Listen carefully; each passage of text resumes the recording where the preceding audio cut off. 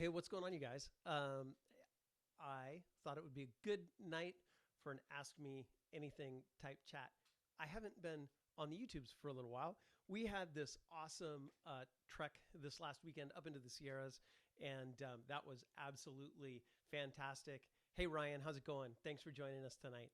And you guys in the chat, please let me know if there are any audio issues. Here's what I want to know. I want to know if you can hear me, but I already know it's only coming out of one channel. I already know that. That's a fact. But hey, this is a live chat, and even though my lips aren't quite synced, it is indeed live, and we'll take your guys' questions tonight. David, Kevin, you guys, that guy. You can barely hear me. All right, that's the kind of stuff I want to. That's the kind of stuff I want to know. So I'm going to turn that up a little bit. All right, hold.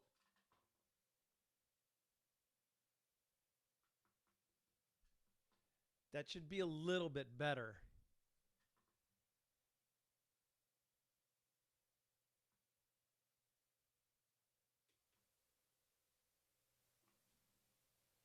Okay. All right, there we go.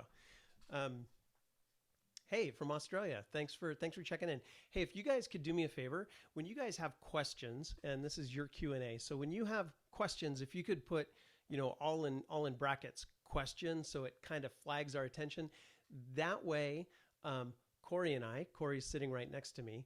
David, good. I'm glad you can hear me better.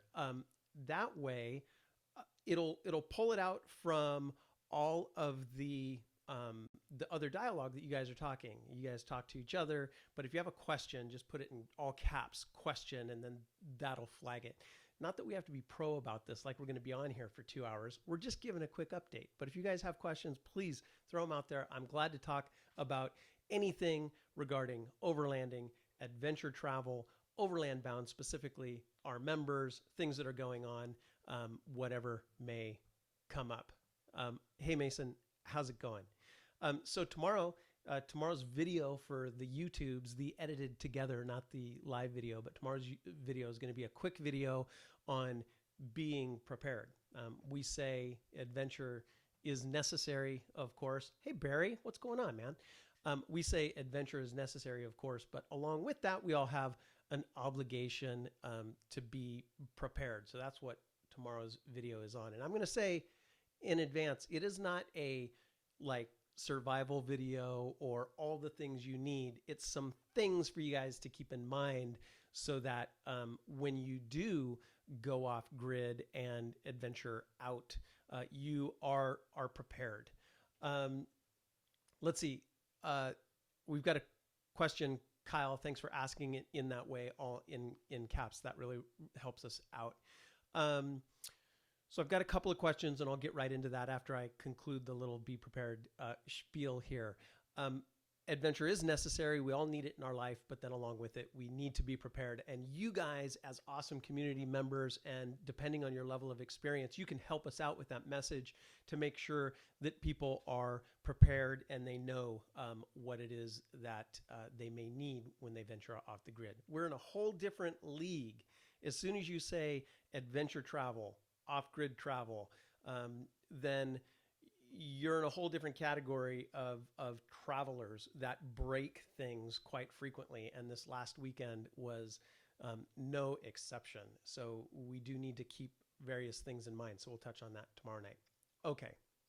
So the increase of overland Subarus. So that's the question from Kyle. Kyle says, what do you think about the increase of overland Subarus? I think they're great.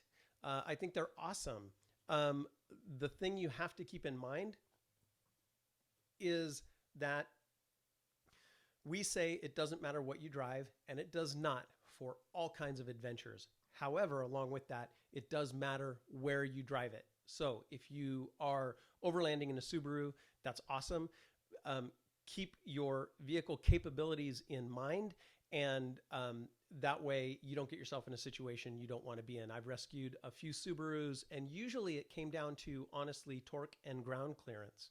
Not enough torque to get unstuck, or not enough ground clearance to go where it is. And so you do have to keep those things in mind. I saw a question that said, hey, what do I think about the 200 series Land Cruiser? I think they're great. Our good friend Dan Rich will tell you that Dan Rich is a VC Expedition on Instagram. Go and check him out. He is a awesome member and a good friend of ours, and he's also a Toyota engineer. He will tell you the Land Cruiser series is way overbuilt. I mean, they just test the you know what out of it, and so the 200 series Land Cruiser is fine. Myself, personally, I prefer a solid axle. I prefer a solid axle because it tends to stand up to the abuse that I put it through. And that's why I have an 80 series Land Cruiser. I really like the solid axle and a few other things. Let's see. I'm going to scroll up and look. Hold on, guys. I'm going to scroll up because I see a bunch of questions coming through, which is awesome. Glad to be here. Glad you guys are talking. Hold on.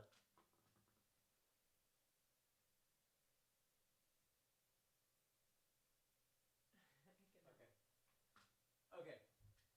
Okay, so what do I think about certification for products? You know, in the US, we don't really work that way. I think it would be great if there were some kind of standard we could all rely on, and it was like, hey, if it has that stamp, then you know at least it's gone through some rigorous testing. In other parts of the world, the onus is on the manufacturer to make sure that it is safe. So it's much harder to release Overland kit or accessories for vehicles. Here in the U.S., the onus is on the purchaser, buyer beware. And so you really do have to be cautious, especially when buying protection gear and things of that nature. So just do your research, make sure that any bumper you buy, any kind of aftermarket stuff that you buy is tried, true, tested. That's one of the reasons I use an ARB is, yeah, it's not the prettiest thing. It doesn't look all cool and stuff, but they test the ever living, you know what, out of it. And I know it's going to be a strong bumper. Hey, John, Gazelle tent works as I said. Yeah, we love those. The Gazelle tents are awesome. Corey and I have tried a bunch of different things. We break stuff quite frequently, and because we just use the heck out of it. And the Gazelle tent pops up in 45 seconds, and we've tried to break it. We haven't. It's a really good piece of kit for the cost. They're 200 and some odd dollars. So there's stuff out there that is much more expensive, and I don't like it as much. So yeah, John, glad it's working. So Dave has a question. Having trouble logging onto the profile. Dave, please write me on overlandbound.com/forums. And for everybody who hears this, if you want to get a hold of me and you want to talk to me, go to the forums and write me a private message. That is a really good channel, really good way to get a hold of me. I'll definitely answer your questions. So David, I'll help you out. Send me an email, but preferably send me a private message in the forums, and I'll look into your account, make sure it's okay. We also support at overlandbound.com. Thank you, Amanda. Thank you, Overlandbound team, and everybody that works here to help you guys out. Any issues with accounts, you can also write support at overlandbound.com, and the team will get it taken care of. All right. I got another one. Okay, great. Okay, so delicious dinner. When remote touring, do you carry a satellite phone or a EP, IRB, or both? Delicious dinner. Yes, absolutely. It's one of the things that we make sure that we mention all the time is that if you are going to go off grid, you need off grid comms, along with supplying a trip plan to somebody who is on the grid, so people know when you're leaving, when you're expected back, and where you're going. Yes, you need to do that and have a way to communicate back. So what we use is a Garmin InReach. It's a spendy piece of equipment. They're $400, something like that. It's a satellite. It works off the Iridium satellite network, so there are no gray areas. It is, as long as you can see the sky, you can have two-way text comms. Corey and I use it all the time. You're just texting. You're using it to text. So it's not cheap. It's $400 plus the $30 or $40 that it costs on a monthly basis. But Turn it on and you turn it off. you can turn it on and turn it off. We tend to go out so much that we just leave the plan on. But yeah, Garmin InReach, so that you can have two-way emergency comms, much better than one-way emergency comms. So yes, absolutely, if you're going to go off grid, have something like that. Okay, let's see. Okay, ready? Yes. On your FC, this is E. Hager. Hi, Hager. On your FJZ80, have you converted your rear drum brakes to disc brakes? They are stock. All kinds of things I want to do with the rig that I haven't done. The 80 is basically a stock 80. The only modifications to it are let's see, the lift and the accessories that you see on the outside. Another reason I went with the FZJ80 is because you can give it a 2.5-inch lift and put 35s on it and you'll get no rubbing whatsoever. But in terms of the running gear, it is stock, not upgraded. The rear brakes are disc brakes. Okay. And Might be different. I don't know if it's different from earlier models, if that's what you're referring to. Maybe in earlier models it was different. okay, this is from Adam Wone. Looking to start overlanding with a stock Jeep JKU. Yeah, Should I yeah. start with upgrades and camping gear? Great. From upgrades, start from the bottom and go up. That's our general rule of thumb. And then you start getting, as you move up, you start getting into some debatable issues. But for example, if you have street tires, immediately go and get at least all-terrain tires if you're going to be on and off the grid. From there, I would recommend sliders before a lift. So one of the most expensive things that will happen on your first or second trip is at your breakover angle, which is the point at which your body will come in contact with the ground when going over a steep incline. At the breakover angle, you will rub or you will find a rock, and those quarter panels without sliders are not very strong, so they're going to smash in your whole side, and it happens that fast. Ask me how I know. You slip off a rock and you just smash in the whole side. So I would go tires, then I would go sliders, which might be counterintuitive, and then I would work my way up. You could debate whether you would go, with a lift or bumpers first. I would probably go with a lift, because what I see happening in the community time and time again is that when people start with a stock vehicle, they immediately run into their limits. They want to go farther and do more. They want to go over some gatekeepers. Any obstacle that keeps the masses out, the masses of stock vehicles out of that area. They want to go over the gatekeepers and go, out into the wild where there isn't anybody else. And so, you need lift in order to get over those gatekeepers. So for me, it is tires, sliders, lift, and then talk about other things, whether it's bumper, rack, lights is way down the list. Yeah. This one kind of ties into it. This is Okay. from Nicole Greenwood. What do you recommend for your first overland rig for maintenance and durability? Overall best, mid-size, SUV, or pickup? Big, wide open question. Yeah, it's a big, wide open question. And I'm going to give maybe not a satisfying answer.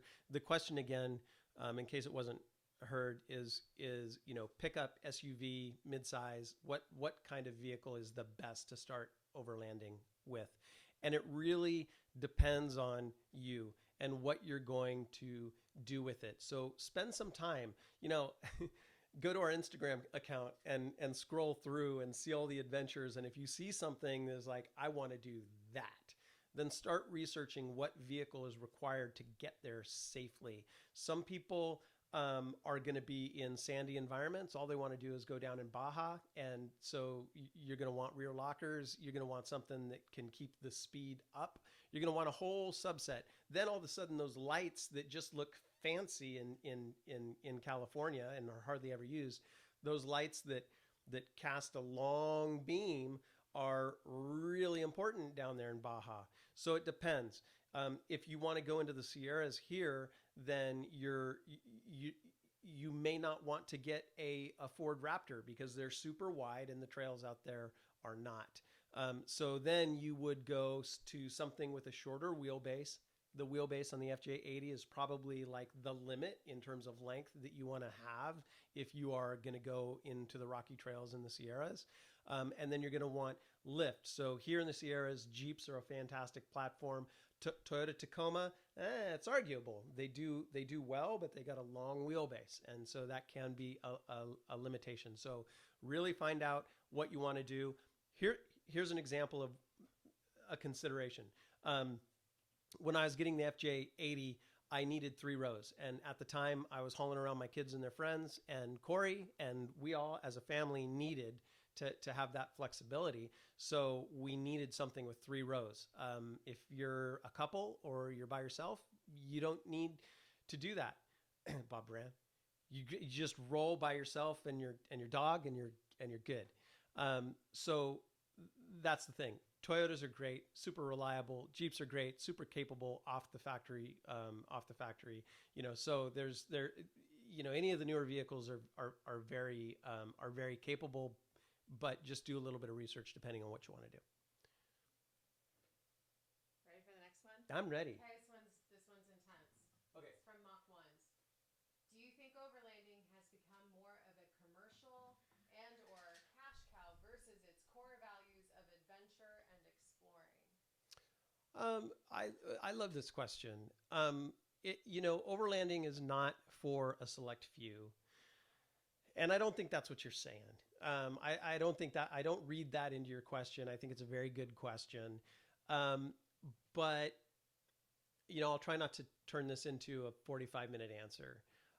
I started Overland Bound because the communities that existed before Overland Bound were sort of cliquish and dare I say a little bit elitist, and they had certain requirements. Hey, if you're not an overlander because you don't cross international borders or this and that and the other thing, and it was real boring. So we say adventure is necessary, and we mean it. And for me personally, adventure is a mindset and a way of life. That includes, being really interested in the space shuttle program when I was a little kid, and then being, just growing up outdoors. And then, when I started Overland Bound, kind of rediscovering that connection with the great outdoors. So adventure is not just for a select few. So the more people that get into overlanding, I'm really happy about that because I think we're making healthier and happier people. And Corey and I see those stories every single day. People write in and say, and I'm not understating it. They say, you saved my life. And so I'm really excited about that part. Is it a cash grab? No. But as more people get interested in it, companies are going to cater to it, and you're going to see that. And it's a tale as old as time. And Corey and I talk about this, surfing, boating, camping, any lifestyle, yoga, and Corey's saying yoga and fitness, any lifestyle goes through these changes as it becomes larger. So what we're focused on is the positive. And now that people are really getting into adventure travel or vehicle dependent travel, our obligation is to make sure that they're safe and to make sure that they have the knowledge that they need to not only be safe, enjoy adventures of all types and not, have the, worst possible outcome. We educate. And we also want people to know about their responsibility in terms of proper land use and things of that nature. So I think it's a natural evolution. If I were to answer your question simply, core values in terms of adventure, I don't get distracted by other people's values. Our values, Overland Bound's values, they're over on our website. You can go and you can see founding principles and you can see what we stand for. And that hasn't changed since Overland Bound's initial inception. It doesn't matter how many people get into it. We still have the same core values and they still fit. So, I love that people are getting excited about adventure, and I hope that will continue to educate and meet the community halfway so that people are safe out there and also responsible in terms of how they treat the outdoors. That was a long answer, but it wasn't 45 minutes. It wasn't 45 minutes. I was going to say the thing we talk about is a rising tide raises all ships. It does. Yeah, rising tide raises all ships. So I can't speak for Corey, who's here helping me moderate, but just one example, if there's a market demand, there's better equipment available for less because there's more competition in the market. People are striving to make better gear. There's better software, there's better resources, and we all benefit from that. All right. I'm just gonna come in here and say hi. Hi guys, I'm off to the side over This, here. this is Corey. Hi. Hey. Okay. Okay. So Drifterman 240. Yep. Other than are we still going? No, I We're was good. done with that All conversation. set. Okay, Yep. great. Yep. I could go on with that topic for a really long Drifter, time. Yeah. Drifterman 240. Other than Overland East, any chances of wheeling the East Coast? Be great to meet you, and even maybe topless for tatas. You guys, I mean, I've been saying this for years. I need to get out to the East Coast. It will happen. We have been out to the expos and those events. Um, I love the East Coast. I rolled on the East Coast, and I would love to go back. There's a bandwidth issue with Overland Bound, and so there's also cost issue in terms of having an event. We've evaluated that. It will happen at some point, but we've had to make hard decisions. The fact of the matter is that we are on the West Coast. We're not in Australia. We're not in the UK. We're not on the East Coast, and so some of the events that we have are more closely located on the West Coast. But I'm going to go out there. I'm going to meet my friend Aaron Brown of the Garage Shop. I'm flying in to meet with him, and then we're going to wheel up to Expo East together. We're going to take a few days to do it. So I will be wheeling in on the East Coast, but I'm not driving myself out there. No. Not this year. It was close, but we just couldn't make it. We just couldn't make it work. Yeah. This is from a member rep. Sweet. Gabriel Bozeman up in Washington. Hey, Gabriel. How's it going? When can we expect the app to come out? Know about the alpha program, but haven't gotten a follow-up test flight email. Ideas. Yeah. So let me just break it down. So we're developing software first for those who are watching who don't know that. We're developing software. It's why? Because that's how Overland Bound can support this growing Overland community. We have 20,000 members, and one of our many of our values for the company have to do with connection and support and helping each other. So that's all community and communication. Well, Corey and I can't do that alone. So we're building a software platform. You can think of it as a social network specifically for adventure travelers and overlanders. And also next year, it'll start getting into navigation. We're building the software because there isn't a solution for it now. If there was, we'd use it. But for example I always use is if I know my audience out there that's watching, you guys all use 3 to 5 different ways of traveling from point A to point B when you're traveling off grid. That's because there isn't a single solution that allows you to navigate from doorstep to off grid location. So we're building that stuff. It's super exciting. Now let's talk about Gabriel's questions. There is an alpha program. If you go over to our forums, as soon as you go to the forums, there's a banner in the top. You can sign up for the alpha. It's really easy. You just type in your email address and your name, and you're registered. Along with that, you'll get an email. It'll tell you the schedule. And the schedule, those of you in class that are paying attention, says things like alpha 0.9 release within weeks. It doesn't say November 25th. and version 0.1 says within months. And the reason for that is because our software is quality driven, not date driven. For those of you guys out there who know me personally, one of the reasons I started Overlanding is because I was in tech and software for many, many years, and I walked away from adventure. And Overland Bound was part of the return back to it. But that's my background, is software development. I've done a lot of date-driven software. That's not what Overland Bound is about. We are about quality, and so our dates for the software is quality driven. So we're not going to release it until we feel it's ready. So I do stick to that. The alpha 0.9 version, which will be totally reimagined forums, not your father's forums, and Rally Point, which is off-grid event planner, will be a part of the 0.9 release, and we'll put that in your hands. You guys, as the community, will tell us what you think of it, and then we can iterate on it as a community together. So that's the alpha, the public alpha way of building software is a dual-edged sword. One, you guys are using software that's not complete, but the positive part about it is you guys get it sooner, and you get to tell us what you want us to change. So lots of exciting things there. Register for the alpha. I will be continuing to give updates. If you register for the alpha, the email that you get will also send you over to the forum where you can ask questions about the software and things of that nature. So you'll be involved with the process. That was a long answer, but it's a huge project. It's like at least 50 engineering months of effort. It's a great big deal. Yeah. Hi again to Gabe. Hi, Gabe. Thanks for asking. I know people are looking forward to it. So thanks for asking. This is from Overland Pioneers. Yeah.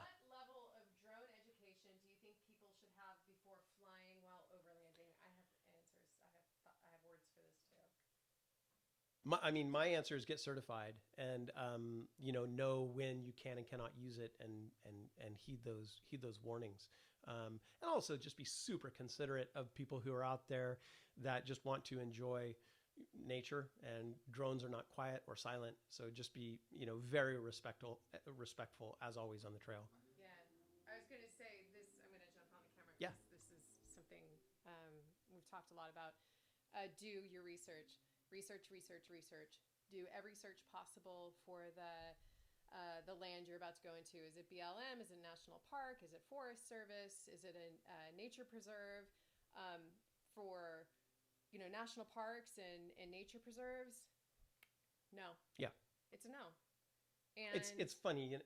What? Yeah, no, it's just funny. It's like drones are, maybe 6 months ago what cell phones were first. We were like, what? We can talk on the phone while we're driving. Yeah, drive, what? Right? What? What's wrong with this? I can, yeah. Sort of the same thing with drones, right? Drones came out and we're like, this is awesome, and they were everywhere and very annoying. And so now we're becoming smarter about it and heed the warnings and know. And if you're going to use it commercially, you need to be licensed. Yeah.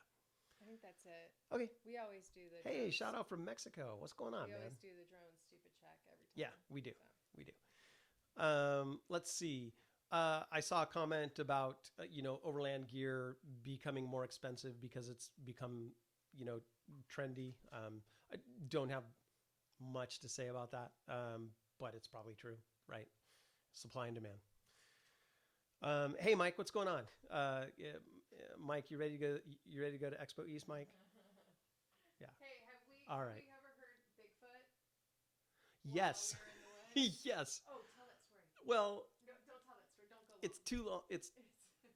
It's too long, but okay. Short version of the story. I have like 4 stories like this, right? Well, first of all, when you go out off grid in the middle of no place and you've been alone for 3 days, and then you're sitting outside on a freaking chair, and you can't see into the woods on account of it's pitch black. Now I don't spook easy, but when a pine cone that's like 18 inches long, a pine cone drops right next to your chair and just about lands on you and makes a big old crack, you almost have a heart attack. And I've got many stories like that, but animals as well.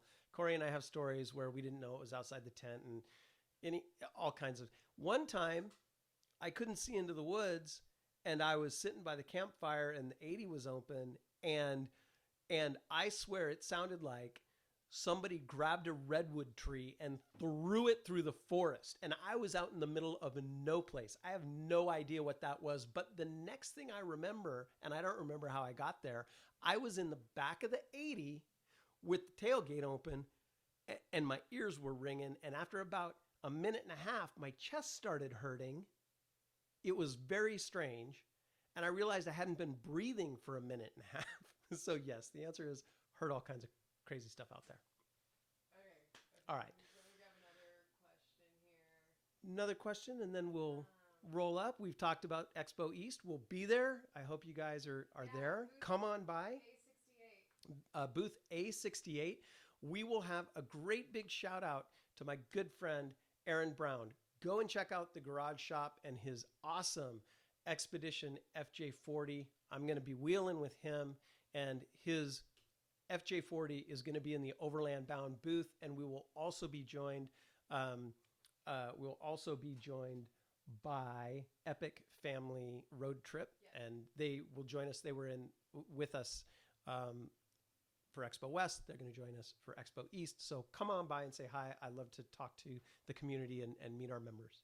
Here's a good little question All right. Tom Smith, do you have any experience with dual transfer cases or twin sticks? Love your channel. Nope. I don't. Other than, you know, who's who started Poison Spider? There's going to be a bunch of people that are like, dude, do you remember his name? Anyway, I went on a course, with an awesome, rig, dual transfer case, the whole thing. It was awesome, but I personally don't have much experience. I don't know much about it. What? Yeah. Let's see. Okay, and then Kelly Barnes. Comms Yeah. are a big discussion. Yeah. Any thoughts? Comms in general? Yeah. Well, so we have a comms plan for Overland Bound. The idea is that our community can at least have a starting point no matter where they go. So comms is a big deal, and it's a big safety issue. If you go over to overlandbound.com/forums, you can register for our free forums, which are ad-free, supported by the community. Anyway, so you can go over to that website, and you'll see our comms right at the top. And so we default first to ham radio, 146.46. Then GMRS, CB is in there. It's one of the last things that we do use. But and then you've heard me talk about off-grid comms, the Garmin InReach or something that has two-way satellite comms, and that two-way satellite comms is a great big deal. So, and then in other parts of the world, there are other alternatives as well. So we do have a complete comms plan. We know the starting channel. You can always switch channels, but our community has a hierarchy in terms of preferred comms, which is ham. You guys go out and get your ham license. It is super easy. Look at the app. Just type in ham test, and you'll see a great app. Super easy. Get your ham license. Here in the U.S., that's what we use first, and then GMRS, and then there's a few, excuse me, others that we use. All right. Yeah, I think it seems. All right. Let me see one more. Okay. One more question. I'm not being loud enough asking. Oh, okay. They're having a hard time hearing. Okay, I'll try and repeat the question as well. That last question was about comms. Comms is a big deal. What do we use? And you guys heard the answer. I'll repeat the question. Question. Yep. Do you ever feel like you are tired of too much overlanding? No. How do we continue to sustain interest in this great activity? Well, no. I mean, because it's so broad, right? Repeat the question. Oh, okay, sorry. Repeating the question. Do I ever get tired of overlanding, and how do we, keep interest in this great lifestyle? The answer is no. And again, I come from a place of, just adventure being a necessary part of life. And the way I get that feeling, that adventure, not knowing what's around the corner, is through vehicle dependent travel. There are all kinds of different ways to approach it. Think about boating, and let's ask the same question about boating. How do we, do I ever get tired? Would I ever get tired of boating if I was somebody who enjoyed that, which I do, by the way? And, how would we keep the interest going? Well, it's so broad, right? From canoes to really expensive yachts and everything in between. Well, we're that, but on land, vehicle dependent travel. And so it can be short duration, it can be rock crawling, or you could live in your vehicle and have anywhere from a huge earth roamer to just a stock, Toyota SR5, an 80s, Toyota SR5, and everything in between. So there's just so much about vehicle dependent travel that I know I'll enjoy it. I could probably enjoy it for many lifetimes. I could probably, continue to, educate, offer whatever value I have in terms of advice and being prepared. It's something that I really enjoy. And, if it does wane, you move on to something else, or try a different aspect of overlanding. But I see so many people who, go from one aspect of off-road travel to another and just kind of continue doing it, from Baja racers to hardcore rock crawlers, King of the Hammers, long distance, overlanding, international travel. There's just so much that, it's hard to say that, I'll become tired of it, or that people will. Yeah. Is that about it? All right, you guys, thank you for hanging out with us tonight. I just want to touch base. It's been like a week and a half or something, 2 weeks since I've been on. There is going to be a YouTube video tomorrow night. That's, as we say in the business. I'm kidding. Anyway, that's cut together, and it's going to be launched tomorrow, probably around 6 o'clock or so. And that is about some ideas about being prepared when you go and you overland. All right. Okay, you guys, what do you get miles per gallon in all your equipment? I get about 11 miles to the gallon, sometimes 12, sometimes 13. That's with a brand new engine. Yeah. All right, you guys. Thanks a lot for hanging out. Thank you, Corey, for helping out on the question front. And if you want to get in touch with us, overlandbound.com/forums. And I am Michael on the forums. That is a channel that I respond to frequently. And go over and become a member. These videos, all our videos, everything is brought to you by the Overland Bound community. So that really helps us out. Go over to Overland Bound or store.overlandbound.com. See about becoming a member. For all you members out there, thank you very much for your ongoing support. And we're hustling like crazy to meet you halfway and provide resources and support for you guys. All right, you guys, that's it. See ya. Thank you for hanging out with us.